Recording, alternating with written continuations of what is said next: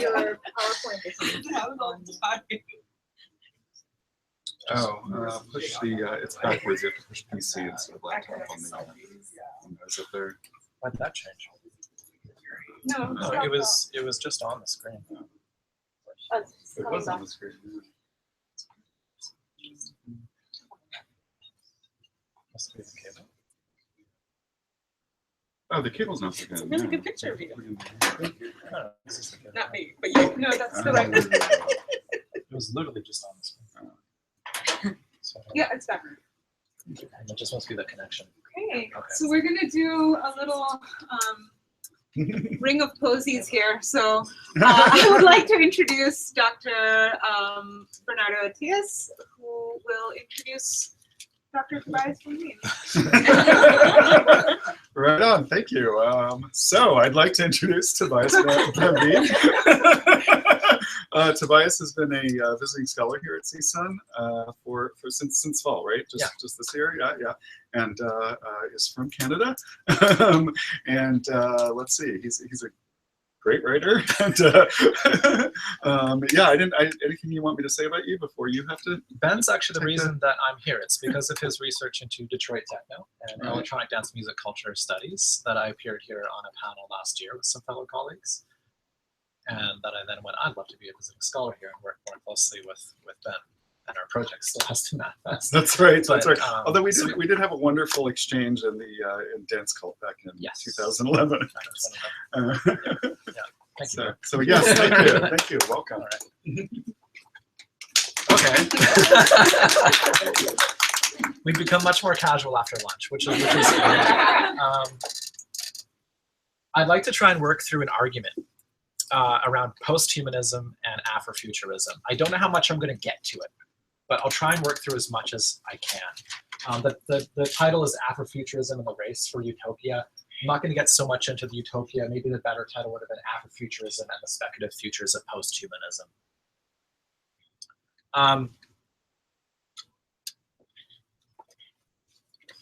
Critical posthumanism. I do some music as a part of this, but it's not plugged in, so I'm not going to worry about it. What is posthumanism? I'm interested in posthumanism as an ethical, political, legal, and philosophical discourse. There's a lot of interesting questions being asked in posthumanist studies. So just briefly, this quote here from Rosie Braidotti, who is kind of a Deleuzian-influenced posthumanist. She talks about how posthumanism works towards elaborating alternative ways of conceptualizing the human subject. So I'm already interested in this because this sort of follows from the anti-humanist critiques of the 20th century, the Foucault, the Derrida, the European history of deconstructing the subject. However, in Braidotti's formulation, it goes farther. It embraces an affirmative ontology of affirming extra-humanist or post-humanist or ex-humanist becomings. So she talks about redefining one's sense of attachment and connection to a shared world, a territorial space, urban, social, psychic, ecological, planetary.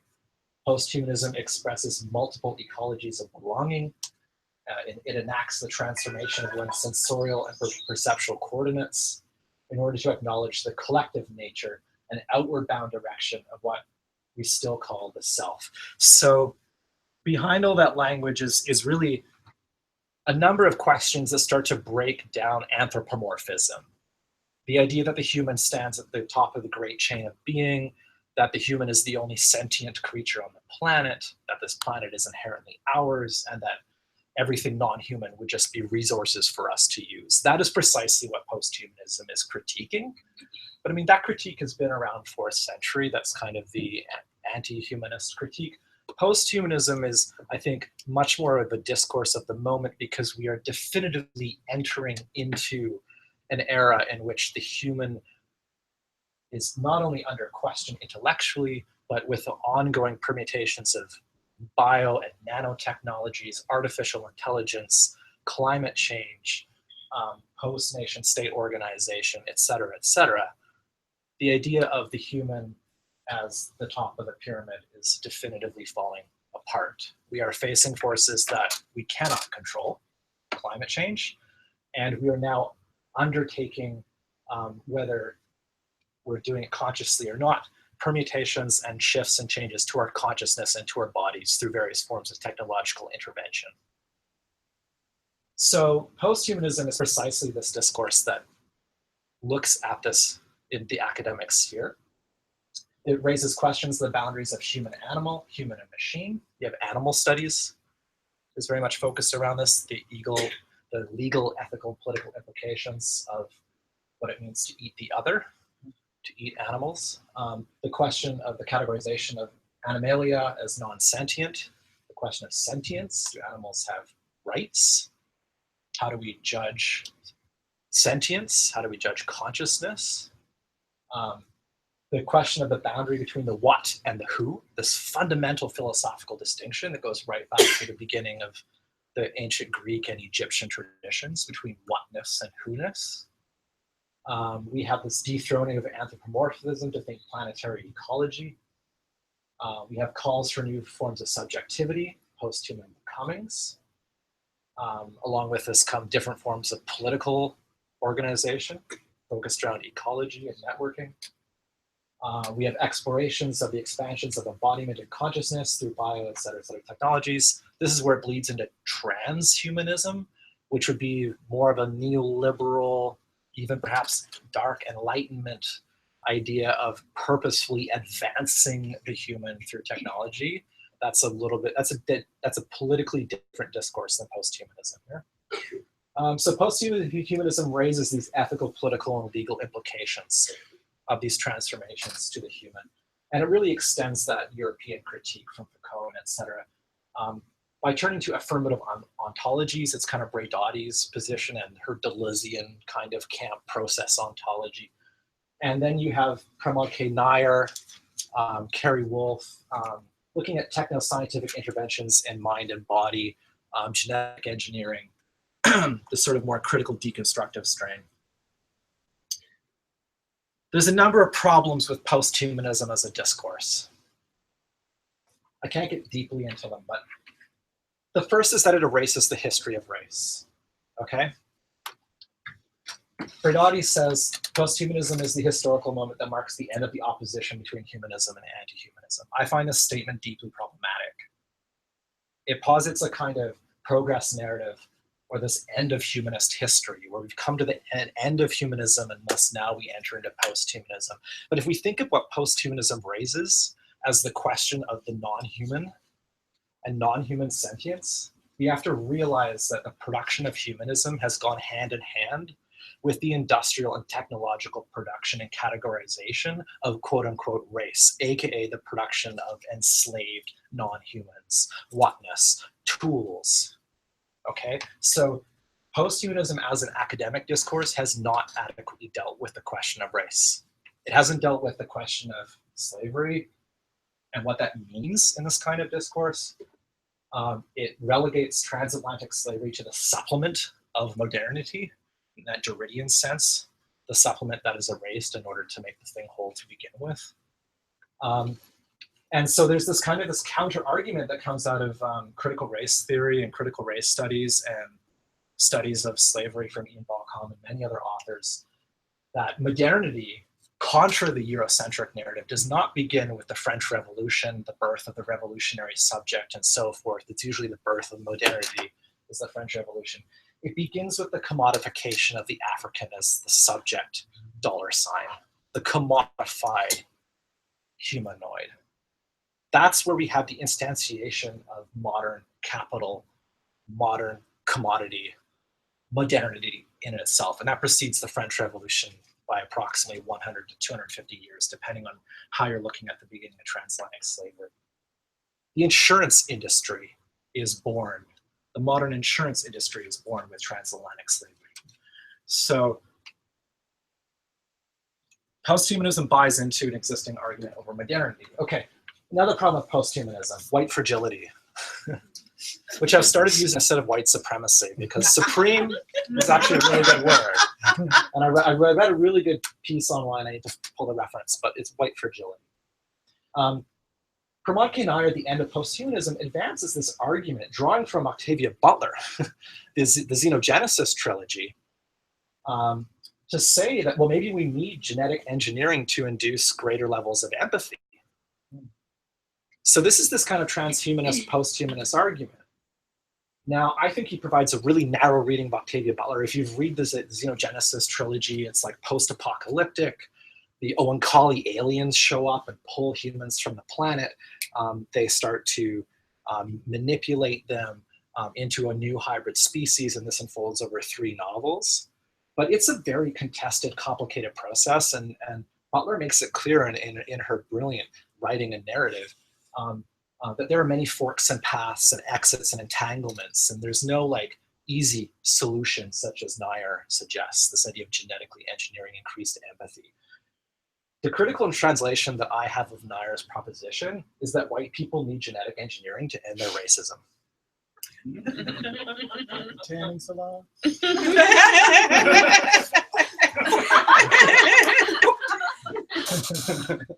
We gotta make that a concept. Okay. The third problem with posthumanism, enslavement as allegory for animal rights. This is a point brought up by Alexander Wahalahi in his Habeas Fiscus, which, if you're interested in any of this, pick up Habeas Fiscus. It's an amazing, short, brilliantly writ book of speculative race theory that takes Sylvia Wynter's work and does what is needed to it, explodes it into our consciousness. He specifically critiques Carrie Wolf. And I like a lot of Carrie Wolf's work around animal studies, but the problem is that Wolf positions civil rights and the struggle for meaningful recognition as human subjects for formerly enslaved, racialized Black bodies as this kind of condition for animal rights, and he makes it a position of allegory. So Wahalahi says, you know, this comparative analogy of slavery to the captivity of animals or Black freedom is the positive and or negative foil for making a case for the sentience and therefore emancipation of non-human beings. This is quite problematic, and it's problematic on like several levels. You can read this quote here and kind of get into it, but it's problematic for sort of 2 reasons. One is this Black burden. It places the burden of emancipation for animals upon racialized peoples to begin with. It also creates a kind of problematic analogy, which for posthumanists would be less problematic if you raise animals to the status of humans, et cetera. But this analogy of the enslaved animal and the enslaved African American to begin with is already something which isn't quite clicking here. And there's a couple of assumptions that Alex draws out, which I completely agree with, that posthumanism enters into. And that's that, as we saw earlier from that historical point, that these discourses presume that we have now entered a stage in human development where all subjects have been granted equal access to Western humanity, and that this is indeed what we all want to overcome. It assumes that Black subjects have been fully assimilated into the human qua man, or continues to relegate the thought of non-white subjects to the ground of ethnographic specificity. And that's actually a really significant point, this second point here. So it's always this charge that like, oh, if you're coming from Black studies or if you're talking about Afrofuturism, that's a niche discourse. It doesn't have universal potential, right? It's the white European discourses that are universal, and everything else is always ethnic, racialized, or specific, or particular, right? So Alex actually develops that into an argument saying it's precisely the particularity of suffering that constitutes universality. He develops that in Habeas Fiscus, which, those of you who do know your Adorno, though, will realize that's also Adorno's point. But there's also this question of the Black burden. Why do Black subjects, rather than, say, slave owners, why must they bear the burden of representing the final frontier of speciesism? So, okay, there's a number of problems here with like posthumanism. This is precisely where I think the discourse of Afrofuturism, which is really being formulated here in this room and in publications now, it's very much a nascent discourse. This is where it's like we need that cliched phrase towards an Afrofuturist studies. We need an intervention within posthumanist studies to raise questions of race Afrofuturist perspective here could be really valuable in doing so. And because Afrofuturism already contains its own kind of posthumanism in a much more radicalized way than what we've seen in posthumanist discourse. And it speaks to actually existing practices of experimenting with ways of doing this. So Wahalai, just for the record, takes a slightly different tack. He argues for alternative Black humanisms. And there's actually a debate between Alex and Kodwo Ishun precisely over this point that dates back to the 2000 social text issue on Afrofuturism, where Alex Wahalai critiques this other author. I'll get into it in a second. But this is a debate that is at least 17 years old. It has not been picked up on within posthumanist studies. So I'll just sort of leave that at that. But so this is this bigger question of how might Afrofuturism reframe the critique of posthumanism? What is Afrofuturism? Okay, I think we've had a couple good definitions, so I don't really need to go into this. We're experiencing it today in the arts and things and the various talks. Natasha Womack has a decent definition, a very broad general cultural definition that's good to think here. This intersection of imagination, technology, the future, and liberation, in which Afrofuturists define culture and notions of Blackness for today and the future by combining elements of science fiction, historical fiction, speculative fiction, fantasy, Afrocentricity, and magical realism with non-Western beliefs. And then I think we can append to this now, and I think the Afrofuturism 2.0 definitions really need to come in here of thinking technology, speculative art and design, Black speculative movements, and more political, ethical, and legal categories of what Afrofuturism constitutes. So in order to intervene in posthumanism, we need to go back to the future. Speculative future studies begins in the past. And Ronaldo, you actually made a sort of a similar point briefly in your talk. This is more or less the process of chronopolitics. And this has been an area that I've been focusing upon from Kodwo Ishun's essay from 2002 called Further Considerations of Afrofuturism, the last thing that he wrote on the topic, where he basically takes the Ghanaian concept of Sankofa. It's an ontotemporal concept, a concept of ontos being a temporality, Twi language of Ghana that roughly translates as go back and get it. Take from the past that which you need. It is not wrong to go back for that which you have forgotten. What has been forgotten and obscured in the past? So Ishun thinks this as revisionist histories. So he talks about Afrocentricity as an intervention within academic discourse here, as a series of powerful competing futures that infiltrate the present at different rates.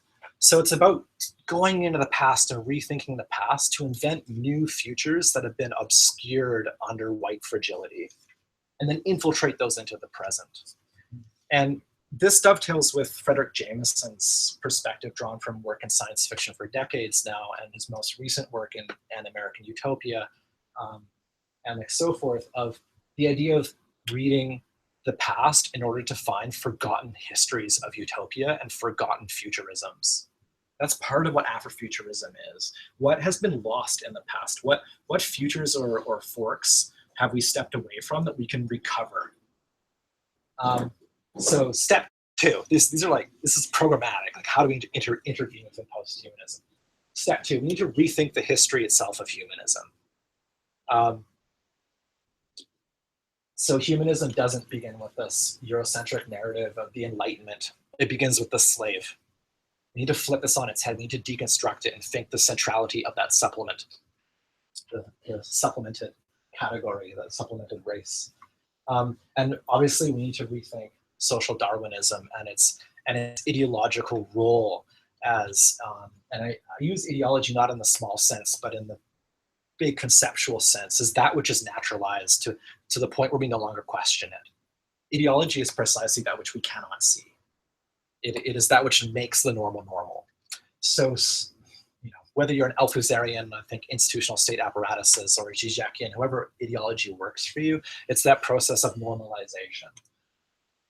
So this is where work in critical race history studies over the past couple of years has been really quite excellent, such as Thomas McCarthy's Race, Empire, and Idea of Human Development. Also going back and rereading founding texts of humanism, such as your Immanuel Kant, And Hegel's quite obvious. He's quite a pronounced racist and excludes Africa from world history. But even Kant's founding text on cosmopolitanism excludes both barbarians, savages, and animals in the same gesture, in the same category. Oh, we have some music, but we're not gonna hear it. Step 3, we need to rethink the morality of the present. So this is another point that Ronaldo talked upon, and also I think both Martin and Beatrice did as well, which is thinking circular and non-linear temporalities, certainly extending and continuing the critique of telos and teleological futurity as something where history is unfolding according to a progress narrative. Now, the irony is we need to perhaps also think how climate change and teleology now link, because there are programmatic things that are going to unfold whether we want to or not. They're just not human driven. In any case, we need to rethink the temporality of the present. What is the present? Is it the culmination of the Enlightenment, or is it the culmination of slavery, colonialism, and all the nasty things? Well, it's kind of both, and they're entwined. So this is a point brought up by Mark Sinker, this music journalist who wrote a piece in The Wire from 1992, who made the connection between Public Enemy and Sun Ra as living in post-apocalyptic temporality. The end times have already happened. Public Enemy calls it Armageddon been in effect. So for racialized peoples, for African Americans, their past history is one of trauma. The Armageddon's already happened. They've already undergone this kind of abduction narrative. Time. Step 4, we need to rethink technology and its utopias. We need to understand that race is a technology, or race functions as a technology, a technics.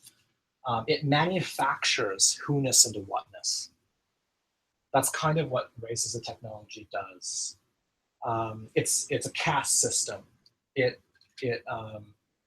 Let's just say racialized, not radicalized. It manufactures racialized bodies as tools. It creates classes of demi and non-humans. So we need to rethink all the very neoliberal Silicon Valley narratives around technology. We need to rethink ontology. Ontos, being. This is more of a philosophical question. Some of you may see this as perhaps irrelevant, but it's also a deeply seated question. It is the question at the heart as well. It's a question to ponder. Who or what makes the distinction of who becomes or who is who or what? What is this distinction between the who and the what, between sentience and non-sentience, and who gets to make that distinction? I think that's a really important question. This is where Afrofuturism suggests this other possibility, xenogenesis, the abandonment of the human and the earth altogether as ontological grounds. If you read your classic ontology like Heidegger, it's all about grounding them on the earth, the fourfold, the sky, the earth, the air, water.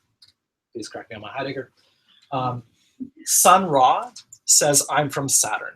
It's an ontological claim. He ungrounds himself from Earth. And this radical black ontology or radical ontology, which you can start grabbing together from all these strains. The agency of the object. You find this in Frantz Fanon. The idea of the black fantastic, and Richard Eiton, he talks about black becomings. Fred Moten's concepts of in the break. Paul Gilroy's studies of diasporic becomings in between camps.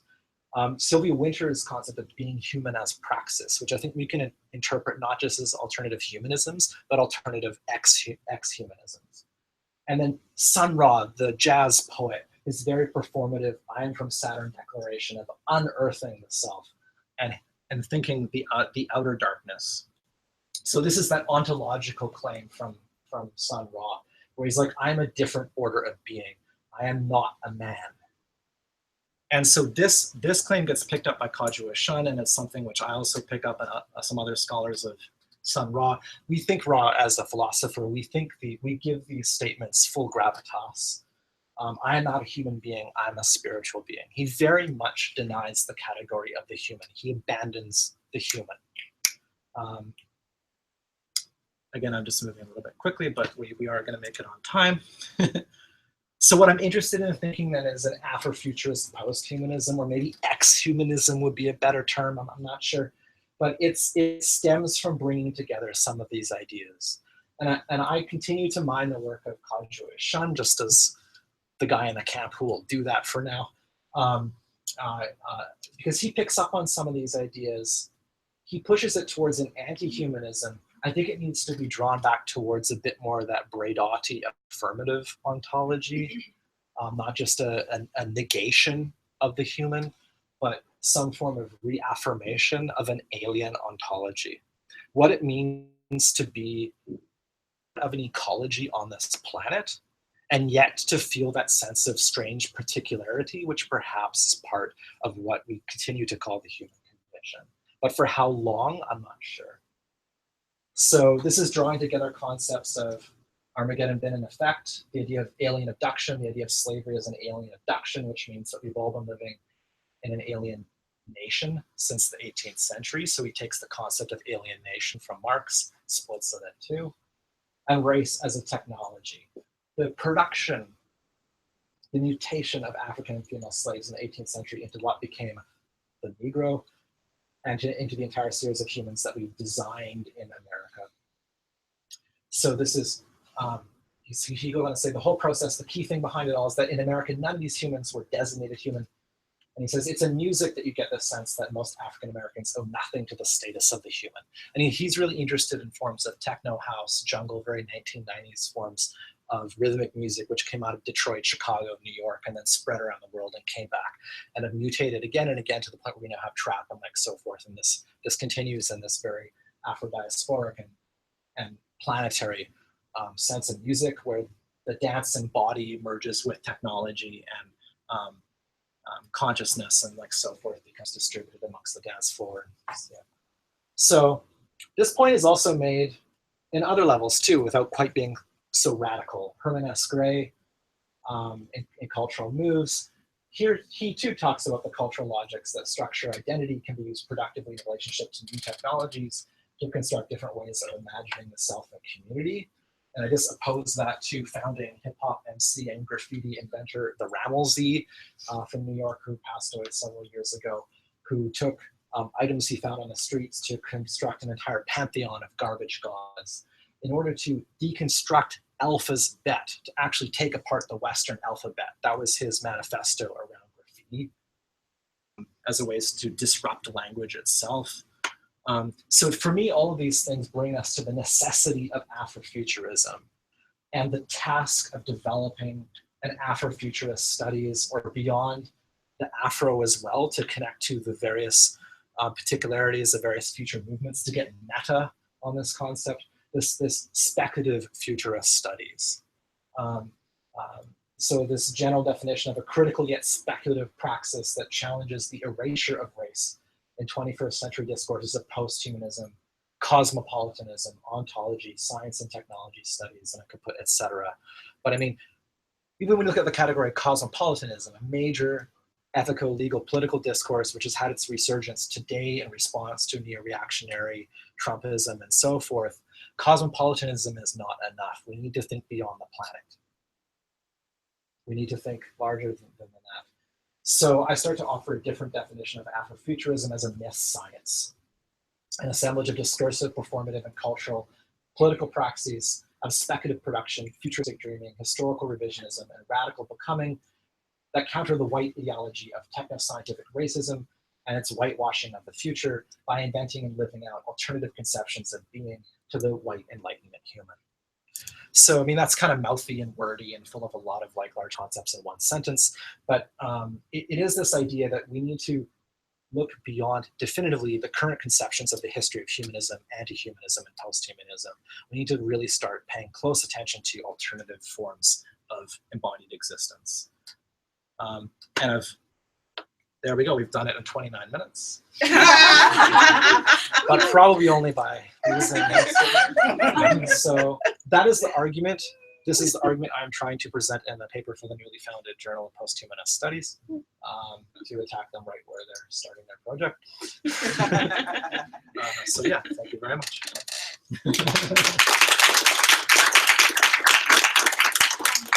Why don't we round round out the half hour by just opening the floor to questions. And we have about a little over 10 minutes to talk. We do? Yeah. Well, I mean, we're almost at 2:30, so everything just gets moved back. Okay, all right. What is chronopolitics?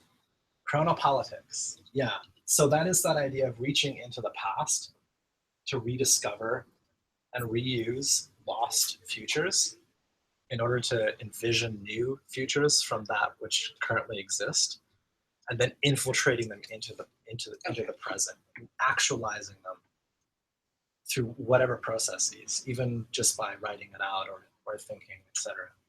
So it is a political act of historical revisionism. Yeah, Ishun's definition he's thinking about it in terms of Afrocentricity specifically, but it's a general concept that can be applied. Recovering lost futures as well. Yeah.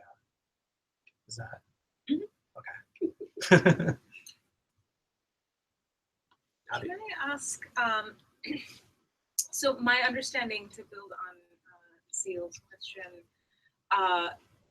is that Afrofuturist artists have done this sort of chronopolitics in their art by drawing from Afrocentric histories.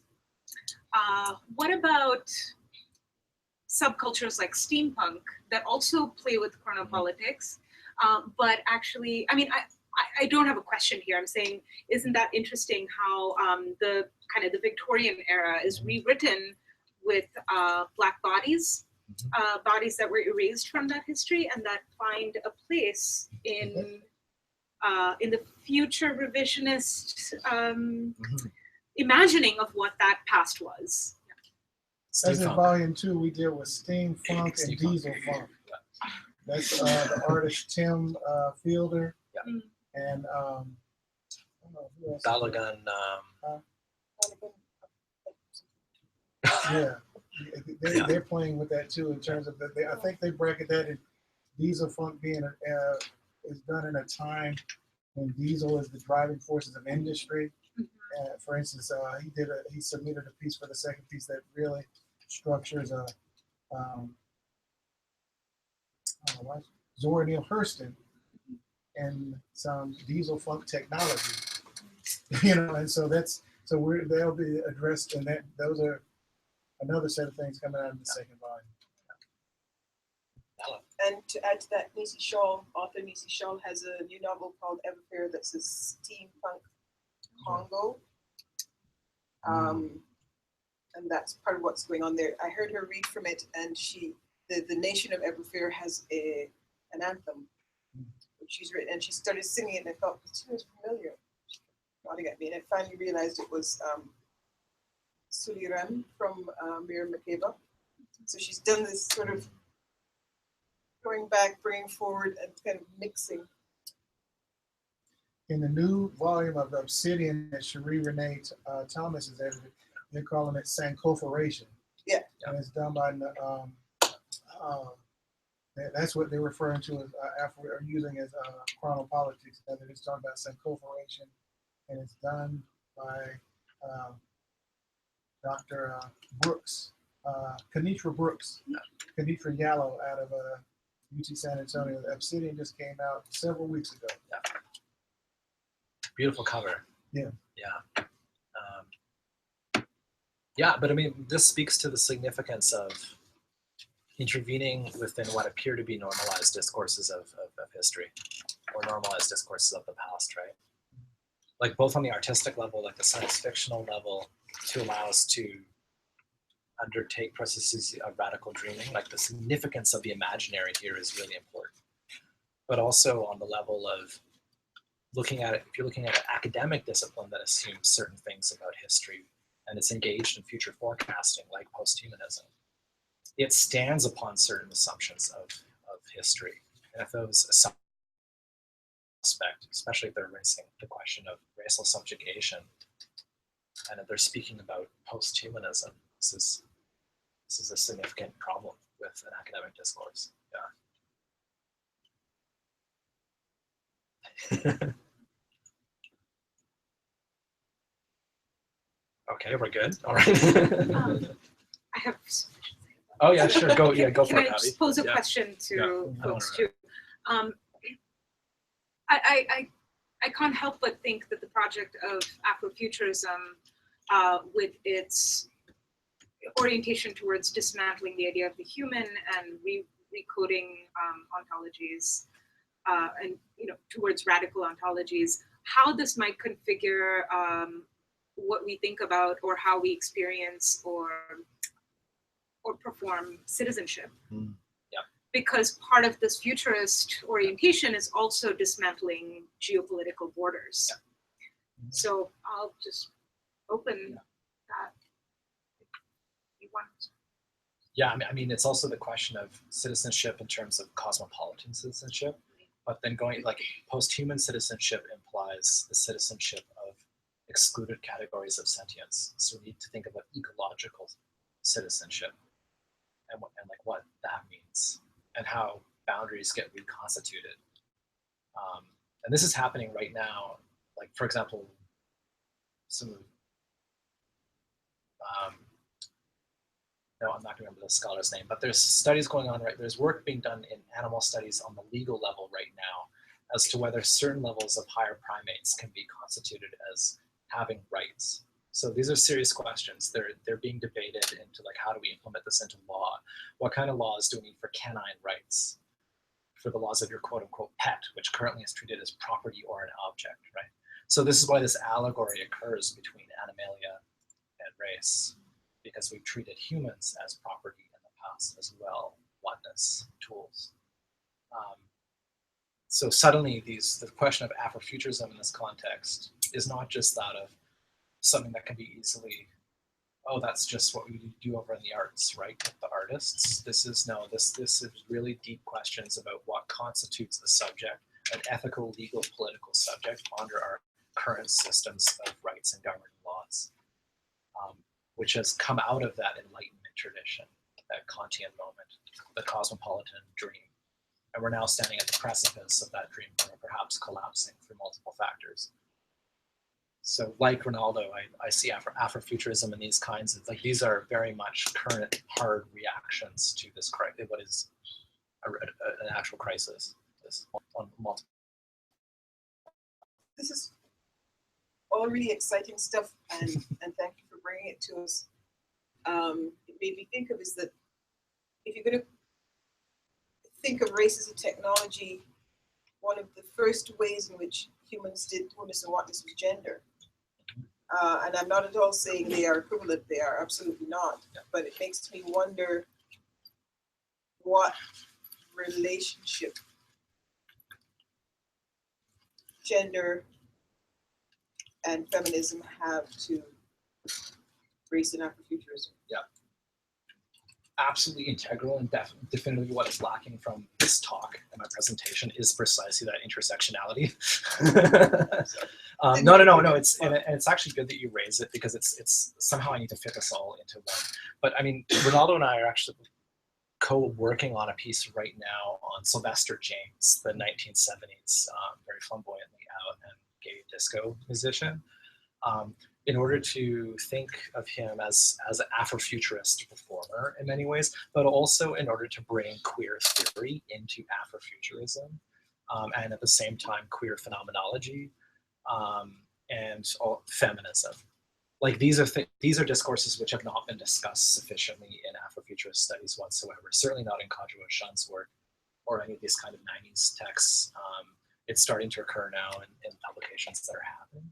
But yeah, that's what my presentation today is lacking, is like thinking the who-ness, what-ness question. I'm specifically thinking about race, just honing in, but that is gender, race, right? That is also enslavement and caste distinction, serfs, any designation of, again, that problematic distinction of the something or someone whom we would assume to be sentient, considered to be a tool. Raise a political question, man. Because we've been having private discussions about the gender question, about feminism. Like, I have a serious particular like, well, what feminism are you talking about? All right. When you go back and read this stuff, it's anti-black. And so, and that's why I in a discussion, some of our online discussions we've had privately, feminism, in my opinion, really isn't even worth embracing until after World War II, when it reforms and moves away from anti-blackness, and it reforms, and then you see them embrace other women of color to a certain extent. So it's kind of like amongst a lot of the Afrofuturists, if you say, okay, black feminists or indigenous feminists, but if you just say pure feminists, that's kind of like, you're kind of suspect. Until well, what kind of feminist? When was Sojourner Truth? I'm sorry. If you say Sojourner Truth, you would say Sojourner Truth, but I would embrace Harriet Tubman instead. Fair enough. Okay. Yes. And then the thing is, it comes into where we were talking about how black suffragettes, who would never have called themselves feminists, contemporary feminists try and make them feminists, even though at that time they would have even invited them into their house, and because they were called race women. And I know there's you know what I'm saying? So what kind of, so that's where the Afrofuturist, like, if you write about it, from what kind of spin are you taking it, you know? Are you Africana womanist, as Clenora says, or womanist using Alice Walker, you know? And so that's where the thing where we talked about using the African philosophical framework as part of this, because I don't think I would not, because if you're just going to cite white feminism and try to do Afrofuturism, you know, you know, white folks doing Afrofuturism, because because what I've noticed how they do black women in feminism. When I was in Sweden, they did a whole panel on African women in feminism and didn't cite a single black female author. All they cited was like, yeah, I like Judith Butler and all these other stuff. They're all from European traditions or whatever. I mean, you can't even cite bell hooks, you know. And so yeah, I would say if you just say I'm a feminism dude, you probably be looked at in a suspect way until people found out where you were coming from. Yeah, you know, they did not say feminism. Okay. At As you first. said, gender. I said gender. Gender. Yeah. Yeah. So That's why, I mean, I don't get into it here, but I have an alternative reading of Sylvia Wynter's work. So part of the argument that I'm trying to bring to the fore here is Alex Wahalahi has pursued one particular interpretation of Sylvia Wynter's work, and I see other strains out of it, just like there's alternative readings of Fanon around the radical agency of objecthood. So I think Sylvia Wynter's work can be interpreted in different ways. Sure. That's what you mean. I don't want to get too deep into Wynter's work, but it's brilliant, right? I mean, she thinks the category of the human well before posthuman discourse.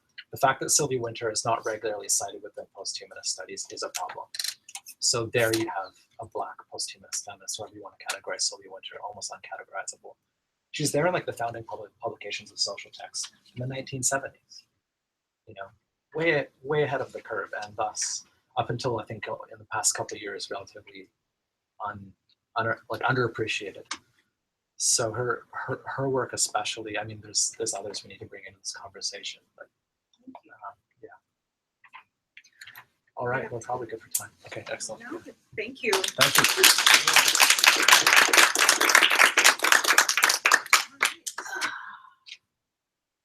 We'll do a quick flip of our setup here, and we'll keep going with our second speculative artist, which features me. What? I think we talked about. You guys go ahead. Okay, excellent. Do you need yes. Because you know that we've been